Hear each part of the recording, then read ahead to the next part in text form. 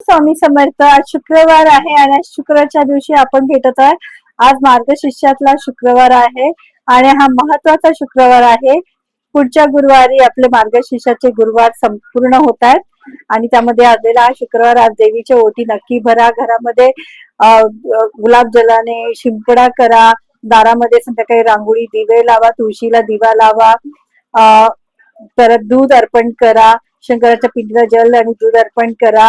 आज जमलं तर तुम्ही दानामध्ये पांढऱ्या वस्तू मध्ये खीर वगैरे किंवा गोडामध्ये काही देता आलं तर द्या. काही नाही झालं तर चहा द्या. आज पांढरे कपडे किंवा गुलाबी रंगाचे कपडे घाला, कारण लक्ष्मीला फार आवडतात. आणि जमलं तर तुम्ही लक्ष्मीच्या देवळात जाऊन या, तिची ओटी भरा. तिला कमळ किंवा गजरा, वेणी अर्पण करा, नारळ अर्पण करा. त्याच्याने लक्ष्मी देवी आपल्याला खुश होते. आजची रेमेडी अशी आहे, तुम्हाला आज संध्याकाळी एक तेजपत्ता घ्यायचा आहे, आपली मनोकामना लिहायची आहे, त्याच्यावर 2 इलायची ठेवायची आणि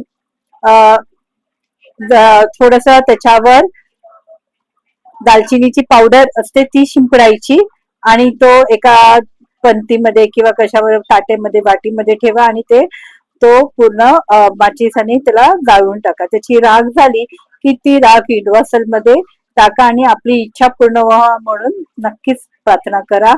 ओम श्री श्री महालक्ष्मीभ्यो नमो.